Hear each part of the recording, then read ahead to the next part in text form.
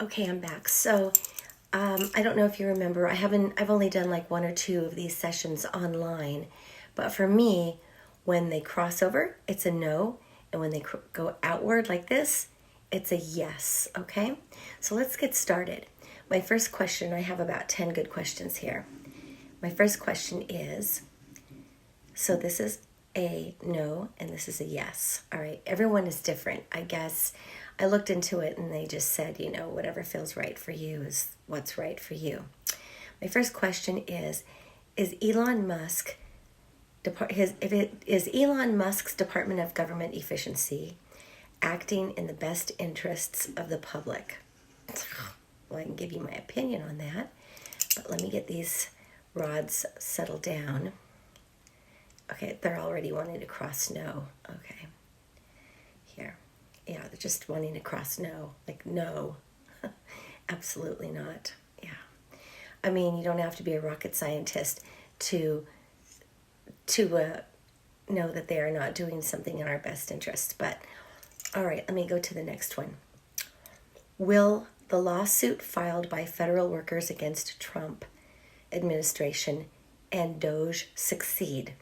Will the lawsuit filed by federal workers against Trump administration and DOGE succeed? Okay, that's kind of what we're all hoping for. All right, whoa, all right. Let me just concentrate. Okay. Remember, out is yes. Okay, yes. Is there a significant risk of misuse of sensitive? Is there a significant risk of misuse of sensitive personal data by DOGE? Like, are we in the, okay. So it's saying no. So there's no significant risk of misuse of sensitive personal data by DOGE, because I think they did go in and they stopped it. They did a temporary stop. And I'm pretty sure that just as they have, just as he has his little band of hackers, I'm sure that, we're not completely without protection on the side of, the government and what's right. Okay. Will Elon Musk's access to government data lead to positive reforms? Will Elon Musk's access to government data lead to positive reforms? Okay, it's not answering. Okay, so that's a no. Are there undisclosed conflicts of interest between Elon Musk, his business, and his role in DOGE? Are there undisclosed conflicts of interest between Elon Musk and DOGE?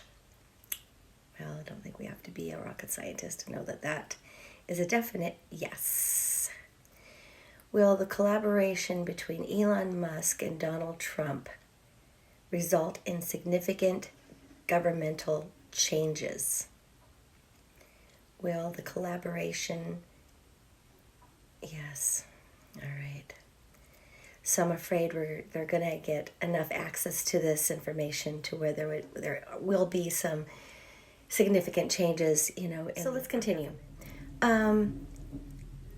Is the public being adequately informed about DOGE's activities and access to data? Is the public being adequately informed about DOGE's activities and access to data?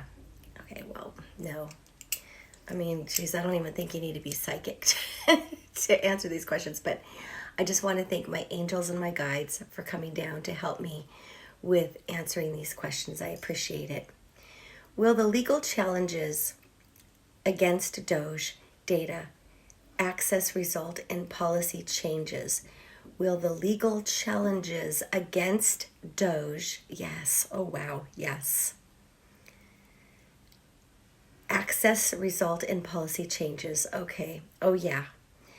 Is there a potential for DOGE's actions to compromise national security? Is there a potential for DOGE's actions to compromise national security. Okay, it looks like a yes, unfortunately. Will the concerns raised by civil rights organizations about data misuse be addressed effectively? Will the concerns raised by civil rights organizations about data misuse be addressed effectively? Sorry. I'm trying to hold these and concentrate and then ask the questions that I have, emailed myself so that I didn't, so that there wasn't long pauses and, questions that I was trying to come up with for you. But ultimately, yeah, I just, I'm just going to say this. I guess intuitively, I get a lot of intuitive hits, and I truly feel like I just keep thinking something is going to happen to Musk. I don't know what. I feel like he has more than just one. I feel like he has a chip implanted in his head, but I feel like he has more than that implanted in his head. I know that he's on the spectrum. I understand that. But I just think that something is going to happen. And I already did see a big something not working with AI, like a big crash, a big, with computers and everything, you just cannot control, when a computer freezes up or something happens or malfunctions or whatever. But I just see that something big and huge is going to happen with AI, and it's definitely not going to replace humans whatsoever. But I almost wanted to say that I had this feeling about perhaps maybe Musk getting arrested. Now, in order for Trump to be arrested, of course, unfortunately, he has to become impeached. And then if he doesn't leave, like last time he didn't leave, then of course I think it's either Congress or the Supreme Court can rule that basically he's fired. He can no longer be president. And then once that happens, he's no longer president, and hopefully they would be able to get him out, hoping that the military or whoever it is that needs to actually, get him out of the White House would have dedication towards the Constitution and not towards the president. I don't know if that's going to actually happen, but I do see something happening to Elon, and I'm not really worried about a third term with Trump. I don't think you should either. His health is not the greatest, and I don't really predict death or anything, but I'm telling you, it's just not going to happen. And I also think something is going to happen to Elon. I just don't see how this can continue, and I don't see how he can continue. I'm sure at this point, he has absolutely broken the law, and he's a civilian. He's a non-appointed, staff member of the White House, and he most definitely can become arrested. They can take him out without a doubt. Now, being of wealth and influence, he'll have money for the best lawyers and everything like that. But no one is above the law.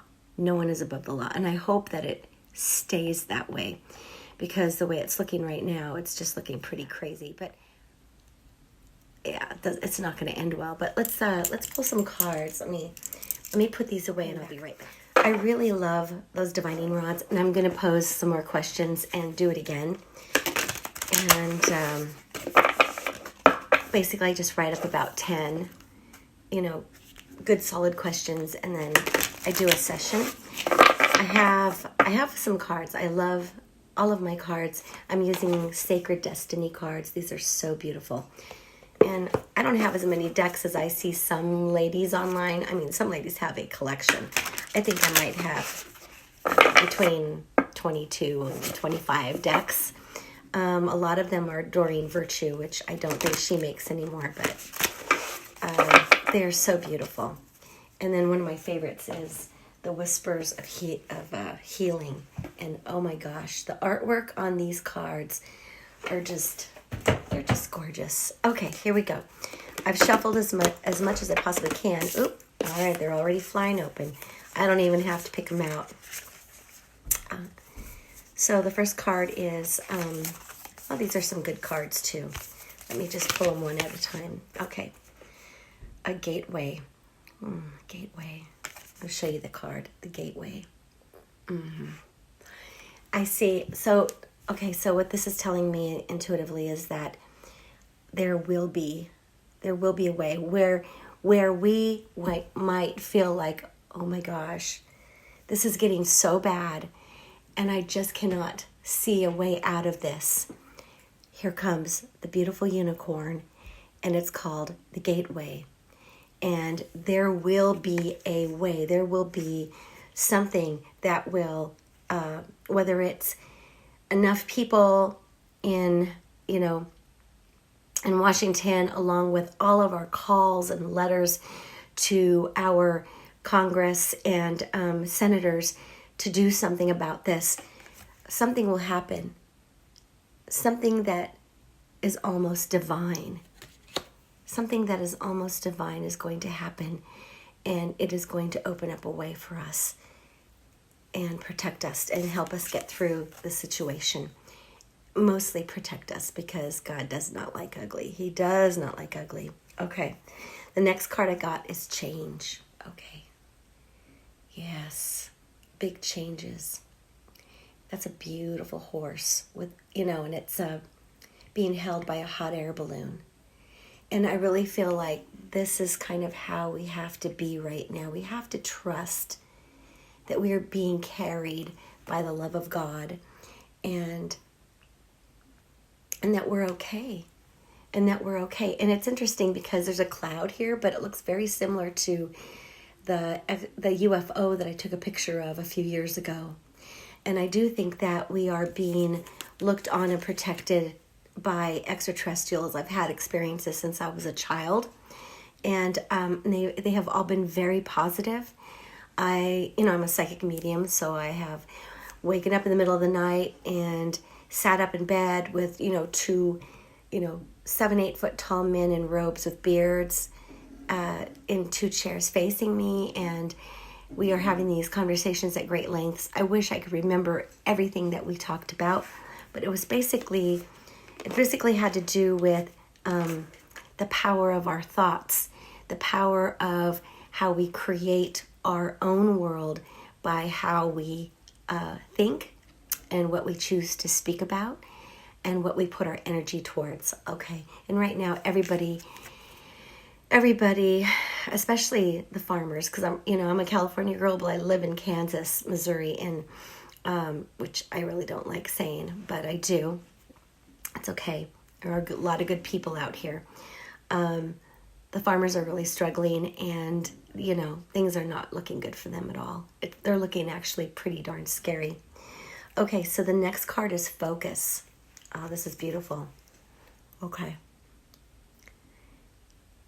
It takes a lot of focus to be in the cold like that, and to have a direction and stay focused on the direction that you want to go.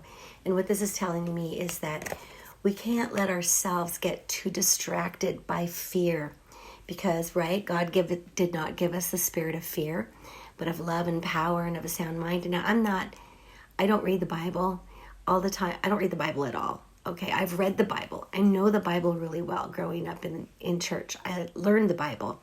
So I think there are some good things in the Bible, right? Like that. God did not give us a spirit of fear, because for me, I believe that God is love. So we have to stay focused. We can't become so distracted and full of fear that we lose track of what it is we want to create in our own lives, okay? If everyone just comes together, if everyone just takes time out each day and covers the planet with white and pink light and just calls in the angels, because we have tens and thousands that have charge over us, including the ones that are with you from the time you're born to the time you die. If we call on those angels will be there to help you. Oh, this is nice. Relaxation. So what they're saying is relax. Relax. It's okay. It's okay. There is a lot of show right now. There's a lot of big words, and you know how he likes to use big words and do things in a big way, and they're trying to distract us from what it is they're really doing. Okay, they're trying to distract us, but this is not saying become complacent. This is not saying become complacent. This is saying relax. Relax and feel the feeling of what it feels like to just have the whole world, enveloped with love, and protection. And we do have the power. We have the power through energy, through frequency, through focus, through visualization and meditation. We do have the power to shift and transform energy. And they want us to forget that. They want us to forget that we have that power, but we have it. Don't forget that you have it, and it's important that you have it. Use it, okay? The next one is release. And I love this because, when I teach law of attraction and vision boarding, one of the most important things that we have to do after we put all the things that we desire on the board and all the things that we want to manifest on our board, we have to release it. We have to let go. At some point, we have to have trust and faith that everything's going to be okay. We have to. What choice do we have? Is it really worth getting ulcers and physically ill? Yes, I understand that there are some really serious issues right now and people who are really needing our help that we used to help, and our hands are tied, but they aren't really. They aren't. They aren't, because I believe in the power of prayer. Because prayer for me isn't about, oh, please give me this. Oh, please give me that. That's not how I pray. How I pray is I see what it is that will be done. And I thank God and the universe in advance for that healing, for that, for that healing and that miracle to take place already. I think in advance. That's how I pray. I never ask. I just see. And I always say, this or better now manifests for the good of me and everyone else. And I let it go. So the last one is new beginnings. And I'm so glad it just makes me almost want to cry when I pull this card out, because I know it's going to be a hard road, family. It is not. I'm not going to lie to you. It's going to be a very tough road. We might hit something that's even worse than a recession. We're going to see we're going to see some sadness, but I don't think it's going to last long. And I need you to be strong, because look at this. Look at this. New beginnings with the most beautiful sunrise you ever saw. I do believe this is a promise for us. I do believe that this is a message for us, a message of hope. And with all my heart, I hope that you found some hope in that message. Mwah. Love you guys. See you next time.